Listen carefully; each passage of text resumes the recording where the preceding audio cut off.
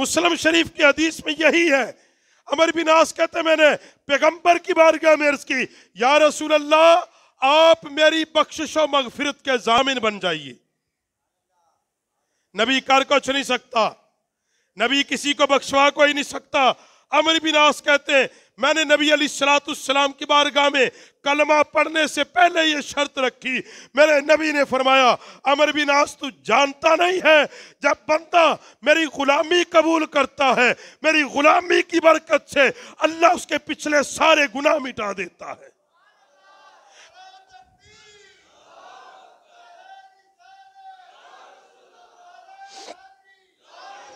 फिर मेरे नबी ने फरमाया, अमर बिन आस तू जानता नहीं है, एक उम्रे से दूसरे उम्रे के दरमियान जब सारे गुनाह अल्लाह मिटाता है।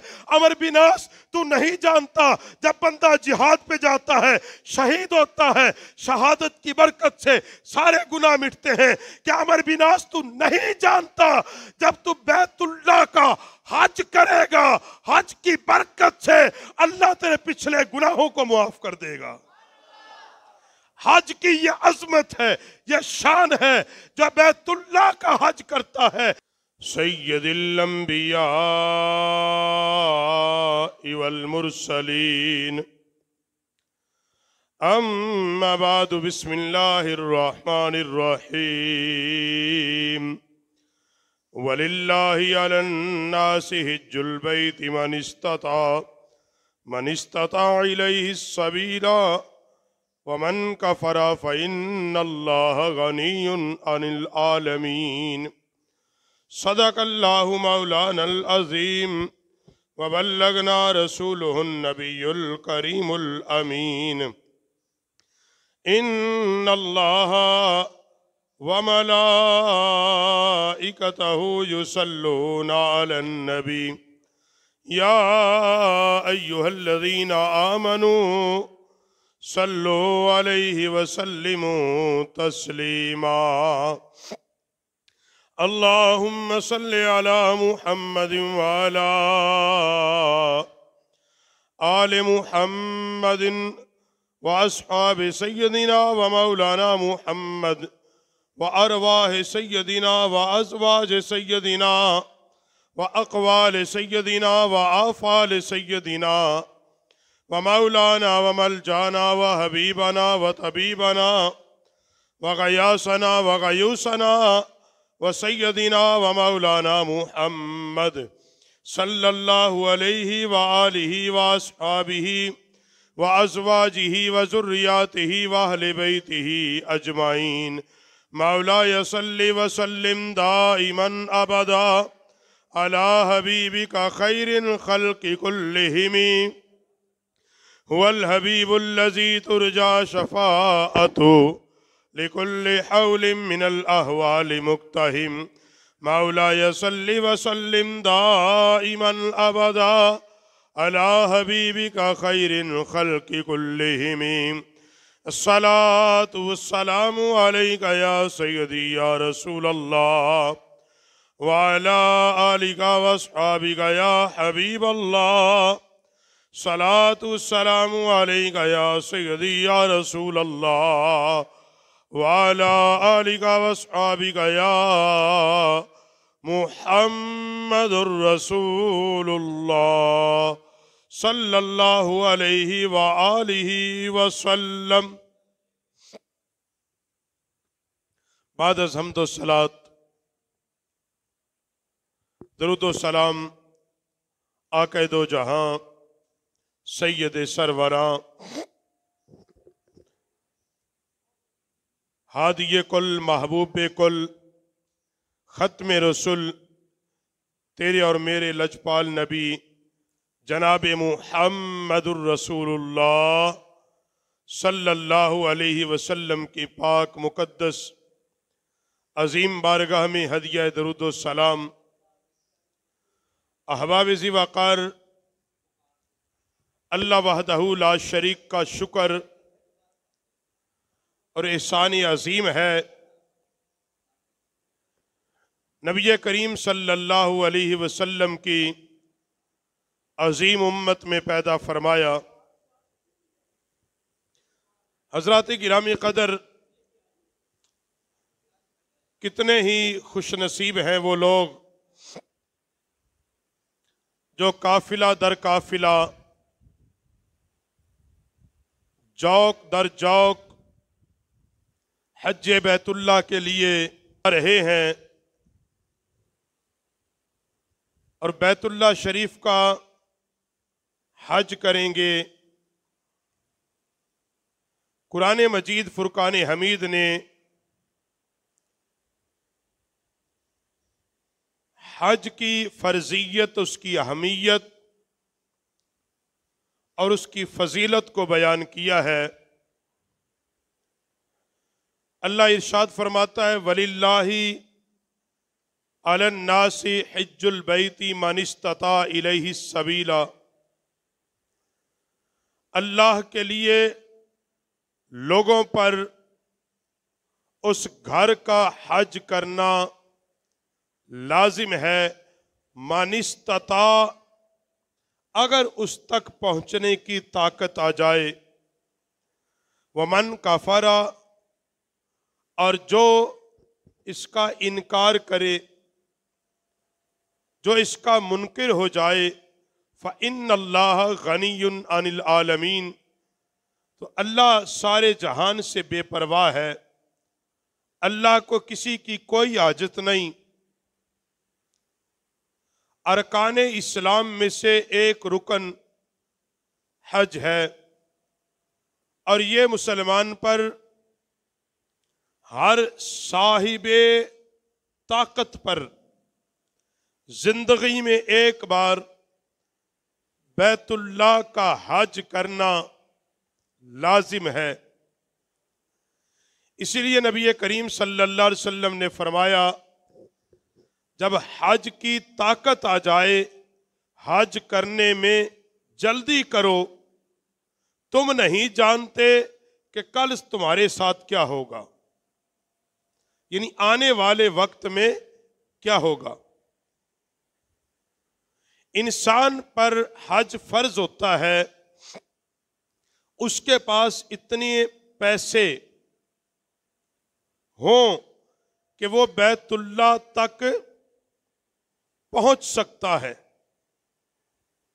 बैतुल्लाह तक पहुंच सकता है।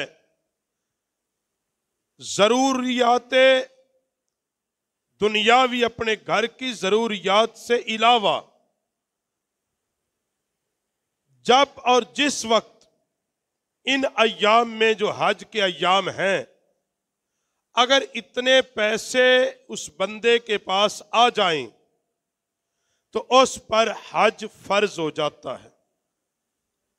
हज के लिए रकम का साल भर होना शर्त नहीं। हज के लिए यह शर्त नहीं कि जनाबी अली उम्रा नहीं किया तो हज क्यों, या जिसने उम्रा कर लिया क्या उस पे हज फर्ज है? नहीं फर्ज। हज की फर्जियत लाजिम है उस वक्त जब वो साहिबे इस्तिताअत हो जाए, साहिबे इस्तिताअत, अल्लाह के घर तक पहुंचने की ताकत रखता हो। और कुरान मजीद फुरकान हमीद ने हज ही के मुताल्लिक फरमाया कि जिसने अल्लाह की रिजा के लिए हज किया, अल्लाह के घर का हज किया, और ऐसा हज किया जैसा कि करने का हक था, फरमाया वो हज उसके लिए बख्शिश का जरिया बन जाएगा। नबी करीम सल्लल्लाहु अलैहि वसल्लम की बारगाह में बुजुर्ग लोग हाजिर हुए, बूढ़े लोग, कुछ खवातीन हाजिर हुई। अर्ज करती, या रसूल अल्लाह सल्लल्लाहु अलैहि वसल्लम, हम आपके साथ जंग लड़ना चाहते हैं, गज़वात में जाना चाहते हैं, हमें इजाजत दी जाए। मेरे नबी अलैहिस्सलाम ने फरमाया, बुजुर्गों का और खवातीन का जिहाद यह है कि वो अल्लाह के घर का हज करें। जिसने हज किया, हज्जे मबरूर, हज्जे मबरूर जिसने हज कर लिया, वो हज उसके लिए बख्शिश का जरिया बन जाएगा। हज्जे मकबूल कैसा हज होता है, हज्जे मबरूर कैसा हज होता है, याद रखो कुरान पाक ने इसको बयान किया। फरमाया फमन फरादा फी हिन्ना फहिन्नल हज्जा फला रफसा वला फुसूका वला जिदाला फिल हज्जी वमा तफअलु मिन खैर यअलमुहुल्लाहु व तज़व्वदु फइन्नल्लाह खैरज़्ज़ादि तक़वा। जब फरमाया तुम हज की नियत कर लो, हज की नियत कर लो, हज का इरादा कर लो, हरमे काबा में दाखिल हो चुको, हज का इहराम बांध चुको, फिर क्या करो? फरमाया फिर पहली बात क्या है? फरमाया फला रफसा वला फुसूका, औरतों के सामने सोहबत का जिक्र नहीं करना। अपनी बीवी के सामने भी सोहबत का जिक्र है। वला जिदाला फिल हज, लड़ाई झगड़ा नहीं करना, गाली गलोच नहीं करना, फिस्को फजूर नहीं करना। वमा तफअलु मिन खैर, और फरमाया तुम जो भी नेकी करोगे अल्लाह उस नेकी को जानता है। एहराम बांध के हज का इरादा करके जो जो नेकी करोगे अल्लाह उस नेकी को जानता है। अल्लाह ने हज की फजीलत को बार बार बयान किया उम्मत के लिए। क्यों? तरगीब दी। नबी करीम सल्लल्लाहु अलैहि वसल्लम ने सहाबा को इसकी तालीम दी, इसकी फजीलत को बयान किया। क्यों? इंसान को दो चीजें प्यारी होती हैं, एक उसको अपना वतन और अपनी औलाद। वो नहीं चाहता मैं किसी कीमत पर औलाद से दूर जाऊं या मेरी औलाद मुझसे दूर हो। दूसरा, इंसान फितरती मोहब्बत पैसे से करता है। पैसे के लिए वो बाज दफा औलाद से भी दूर जाता है, दौलत से मोहब्बत करता है और औलाद और वतन से मोहब्बत करता है। जब इंसान हज के लिए जाता है तो सबसे पहले अपना पैसा अल्लाह की राह में खर्च करता है ताकि उसके अंदर से पैसे की मोहब्बत खत्म हो और अल्लाह की मोहब्बत गालिब आ जाए। फिर वो अपनी औलाद, अपने वतन को छोड़कर अल्लाह के घर जाता है, अल्लाह के घर जाता है। और पैगाम कायनात ये है, अल्लाह की मंशा ये है कि मेरे बंदे तो मेरी मोहब्बत में अपनी औलाद, अपनी जायदाद, अपना वतन छोड़ के तू मेरे घर में आ गया है। ऐ मेरे बंदे, अब मुझसे तू जो मांगेगा मैं अल्लाह तुझे अता फरमा दूंगा। नबी करीम सल्लल्लाहु अलैहि वसल्लम ने फरमाया, हज और उम्रा करने वाले अल्लाह के मेहमान होते हैं, अल्लाह के मेहमान होते हैं। वो अल्लाह से जो मांगते हैं अल्लाह उन्हें अता फरमाता है।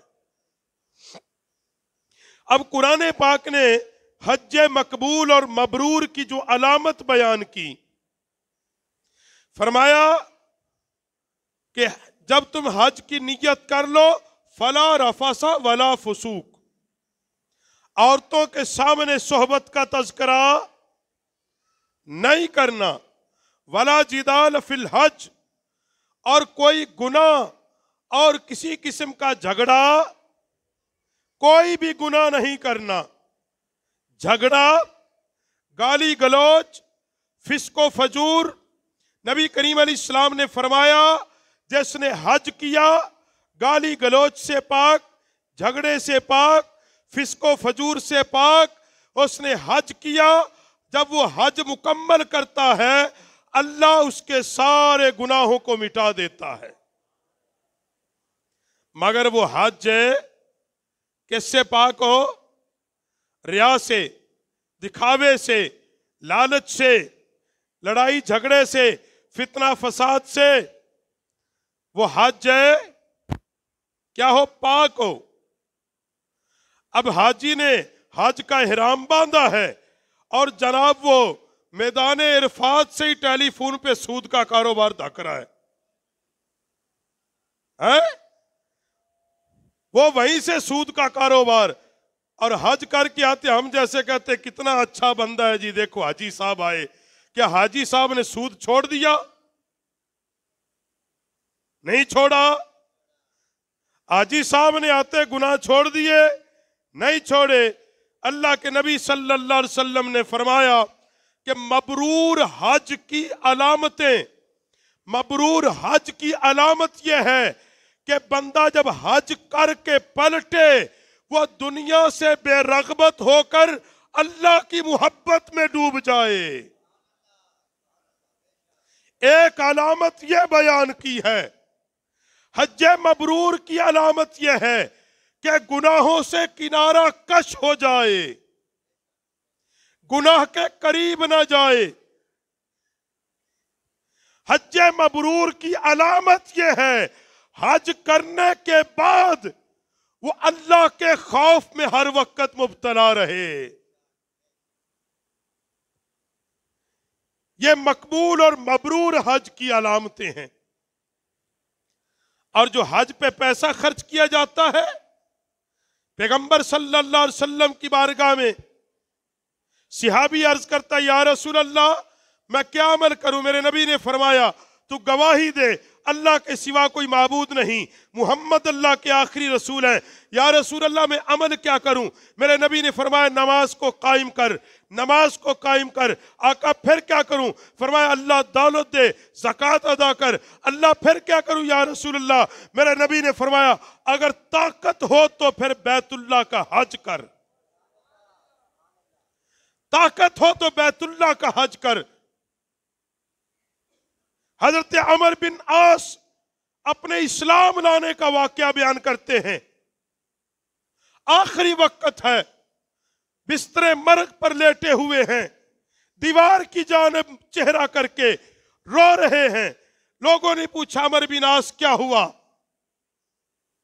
क्यों रोता है? कहा, रोता इसलिए हूं, मेरा अल्लाह मेरे गुनाहों को मुआफ कर देगा। मगर इस्लाम लाने की बात बयान करते हैं। हजरत अमर बिन आस कहते हैं कि जब अल्लाह ने मेरे दिल को अपने ईमान के नूर से मुनव्वर करना चाहा, तब अल्लाह ने मेरे दिल के अंदर अपनी मोहब्बत को पैदा कर दिया। मैं बारगाह नबूवत में आया, मैं हुजूर के दरबार में आया, आका अलैहिस्सलाम की बारगाह में आकर अर्ज करता हूँ, या रसूल अल्लाह, अपना दस्ते रहमत फैला दीजिए, मैं आपके हाथ पर बैत करना चाहता हूँ, कलमा पढ़ के मुसलमान होना चाहता हूँ, आपकी गुलामी में आना चाहता हूँ। मेरे नबी ने हाथ फैलाया।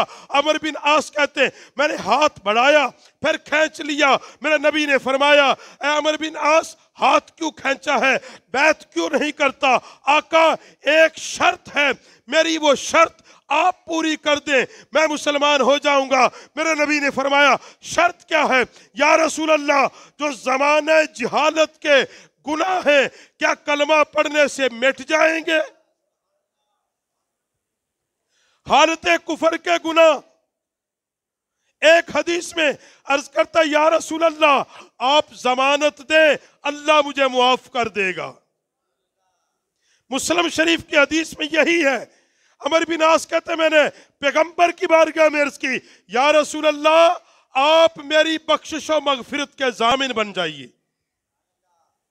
नबी कर कुछ नहीं सकता, नबी किसी को बख्शवा कोई नहीं सकता। अमर बिन आस कहते हैं, मैंने नबी अलैहिस्सलाम की बारगाह में कलमा पढ़ने से पहले ये शर्त रखी। मेरे नबी ने फरमाया, अमर बिन आस, तू जानता नहीं है, जब बंदा मेरी गुलामी कबूल करता है, मेरी गुलामी की बरकत से अल्लाह उसके पिछले सारे गुनाह मिटा देता है।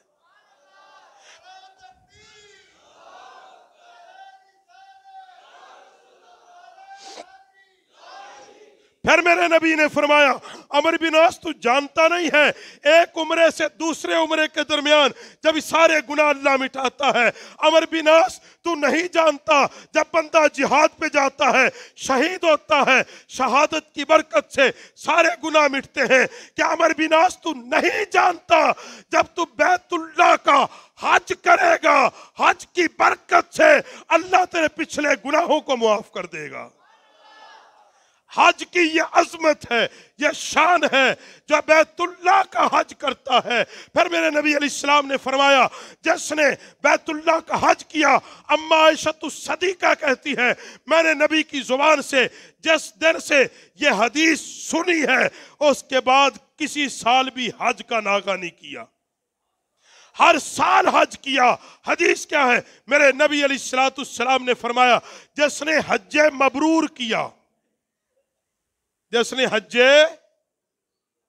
हज्जे मबरूर, मैंने जो शुरू में बातें कर दी, फरमाया जिसने हज्जे मबरूर किया वो गुनाहों से ऐसे पाक होता है जैसे मां के पेट से आज पैदा हुआ है।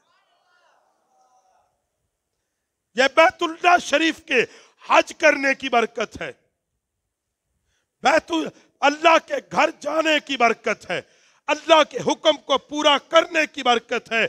इसीलिए कुरान पाक ने इसकी तलकीन की, वलिल्लाहि अलन्नासी हिज्जुल बैति मन इस्तता। ऐ लोगों, ऐ कलमा पढ़ने वालों, ऐ मुसलमानों, ऐ मोहम्मद अरबी के गुलामों, अल्लाह की तौहीद का आलम बुलंद करने वालों, अल्लाह जब तुम्हें ताकत दे दे, इस्तिताअत दे दे, तो बैतुल्लाह का हज करो, अल्लाह के घर का हज करो। और जब तुम हज करो, फिर वही बात जो कुरान ने बयान की, फरमाया फिहिन्नल हज्जा फला रफसा वला फुसूका वला जिदाला फिल हज्जी। फरमाया जब हज करो फिर लड़ाई नहीं करनी, झगड़ा नहीं करना, धोखा नहीं देना, चुगली गीबत नहीं करनी, फिर ठग ठगैया नहीं करना, सूद का कारोबार नहीं करना, औरतों के सामने फिर तुमने दुराने हज सोहबत का जिक्र नहीं करना, बोसो किना का जिक्र नहीं करना। उलमा ने लिखा है, दौराने हज अगर कोई बंदा अपनी बीवी से जिमा करेगा उसका हज टूट जाएगा, उस पे कफारा लाजिम आएगा, कफारा उस पे लाजिम आएगा, उसका हज टूट जाएगा। और इमाम आजम ने तो फरमाया दोनों सूरतों में टूटेगा, चाहे वो जानबूझकर करे चाहे भूल कर करे, क्योंकि अल्लाह ने मना किया है इस बात से। इसलिए हजरात गिरामी कदर, अल्लाह जब हज की तौफीक बख्शे, अल्लाह से दुआ मांगा करो, अल्लाह हमें इस जिंदगी में एक बार जरूर अल्लाह इतना माल अता कर दे हम तेरे घर का हज कर लें। मगर नियत तो रखे ना, कयामत के दिन एक बंदा अल्लाह की बारगाह में उठाया जाएगा, उसके नामा अमाल के अंदर ज़कात भी लिखी होगी, जिहाद भी लिखा होगा, हज भी लिखे होंगे, उम्रे भी लिखे होंगे, नमाजें भी होंगी, सदका खैरात भी होगा। अल्लाह उसका नामा अमाल उसके सीधे हाथ में पकड़ाएगा, वो देखेगा, अर्ज करेगा, बारी ताला मैंने हज कोई नहीं किया था, मैं गरीब था नहीं पहुंच सका, हज नहीं किया लिखा है, उमरा नहीं किया लिखा है, जिहाद नहीं किया लिखा है, हाँ नमाजें पढ़ी हैं, रोजे रखे हैं। अल्लाह फरमाएगा, मेरे बंदे तूने किया नहीं, मगर हर बार तू नियत करता था, हर बार तू नियत करता था, अल्लाह तू तौफीक दे मैं हज कर लूं। जो तेरी नियत थी, तेरा इरादा सच्चा था, तेरी नियत सच्ची थी, क्योंकि मैं अल्लाह तेरी नियत से वाकिफ था, तेरे इरादे से वाकिफ था। तू जो वो नियतें करता रहा, मैं अल्लाह ने तेरी नियत के बदले में हज और उम्रे का सवाब लिख दिया है। नियतें तो सच्ची रखो ना जी, नियतें तो सच्ची रखो ना। मगर हजरात गिरामी कदर, अल्लाह के घर में होके आप आओ, कोई भी, मैं जैद बकर, अल्लाह तौफीक दे, वो हाजी साहब बन जाते हैं हमारे मुआशरे में। हज करके आया, ठीक है, हाजी कहलवाए, अल्लाह उसको तौफीक दे, जब वो बैतुल्ला भी गया, इरफात भी गया, सफ़ा मरवा भी गया, वहां जाने से पहले कम अज कम इतना इल्म तो सीख के जाएं कि अरकान हज अदा कैसे करने। जी, आप 10-15 लाख रुपया भी लगा के जाएं जी, और आपको इतना भी ना पता हो कि एहराम कैसे बांधना है।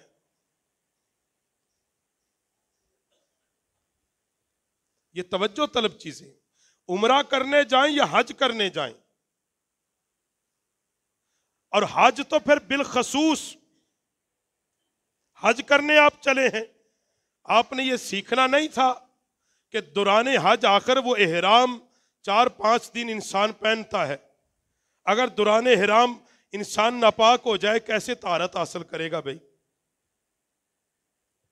जी, मैंने ये मसला उम्रे के सीजन में भी बयान किया, हज के सीजन में भी, कि हमारे यहाँ क्या होता है पता ही नहीं। हालांकि इंसान जब एहराम पहन ले, वो खुशबू लगा सकता, वो तो लगा ही नहीं ना सकता। एक ऐसा बंदा जिसने खुशबू लगाई है और तुमने उससे मुसाफा किया है, क्या किया है, आप पे दम लाजिम हो जाएगा।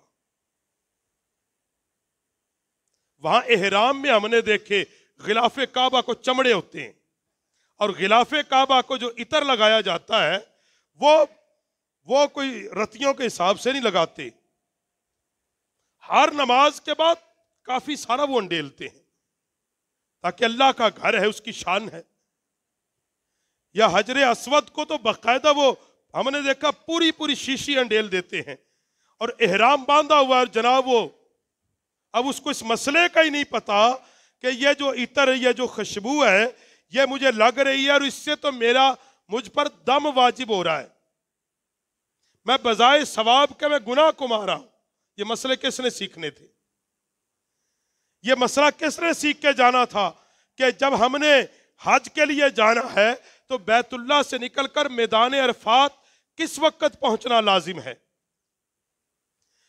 क्योंकि हज का सबसे बड़ा रुकने आजम मैदान अरफात में अदा किया जाता है, जिसको हम खुतबा हज भी कहते हैं। लेकिन उसका टाइम है, वहां पहुंचने का भी टाइम है, वहां से निकलने का भी टाइम है। हाँ, फिर वहां मैदान मिना में, मुजदलफा में पहुंचने का भी टाइम है, निकलने का भी टाइम है। तो ये मसाइल किसने सीखने हैं? मगर बदकिस्मती क्या है, नहीं सीखते हम। हाजी साहब 10 लाख या 15-20 लाख लगा के हज कर आए हैं, पता ही कोई नहीं। आके पूछें हाजी साहब अरकान हज सुना दो, आप पूछ लेना, तो एडे सोहने सुनाणगे, तुसी हैरान हो जाओगे। सिर्फ इन्ना पूछना कि जमरात को कंकरियां पहले दिन किस वक्त मारनी और दूसरे दिन किस वक्त मारनी। शैतानों को कंकरियां 3 दिन मारते हैं आज के अंदर। अब पहले दिन किस वक्त में मारनी है, और दूसरे दिन और तीसरे दिन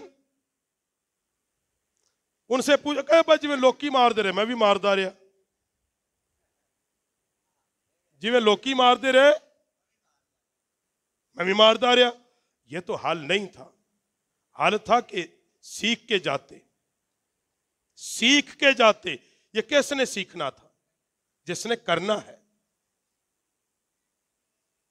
10-15 लाख रुपया आपने खर्च किया अल्लाह की राह में, तो उसको उसके अरकान के साथ क्यों नहीं करते? अल्लाह पाक ने तो कुरान पाक में जब कुरैशी लोग पलटने लगे इरफात से वापस, और ये वहम हुआ कि हम कुरैशी है, मक्के के रहने, अल्लाह ने कुरान में ऐलान फरमाया, प्यारे हबीब कुरैशियों को ऐलान कर दो, हज का तरीका तुम्हारे लिए अलग नहीं है, हज का तरीका वही तरीका है जो मोहम्मद अरबी बयान फरमा रहे हैं। यह कोई फजीलत नहीं, हम कुरैशी हैं, हम जितना चाहें करें और बाहर वाले जितना चाहें करें। फरमाया नहीं, हज का तरीका वो है जो अल्लाह ने कुरान में बयान कर दिया है। तो सीख के जाना चाहिए, कोई नहीं। इसलिए जो हजरात उम्रे पे जाते हैं उनको भी चाहिए वो सीख के जाएं, वो मसाइल को सीख के जाएं कि कितनी चीजें फर्ज हैं, कितनी वाजिब हैं, कितनी सुन्नत हैं, कितनी चीजें लाजिम है, दम कब वाजिब होता है, कितनी चीजें हलाल हैं, कितनी हराम हैं जब आप एहराम बांध लेते हैं। यह चीजें सीखना पर लाजिम था, मगर हमने सीखी पता ही नहीं। अब बैतुल्लाह के चक्कर काट रहे हैं। मैंने एक साहब को पूछा, मैं तवाफ करिए किन्ने चक्कर में? आके जी 7। मैं गिनना किवें? आधा कोई नहीं, अटे सटे नाल कारी लेनी है। अटा सटा क्या है? अल्लाह के घर पे गए हो, पूछ के जाओ। हमने जब तवाफ करना है क्या पढ़ना है? हमने जब बैतुल्लाह की जियारत करनी क्या पढ़ना है? हमने जब रोज़ा रसूल पे हाजिर होना है वहां जाके हमने क्या पढ़ना है?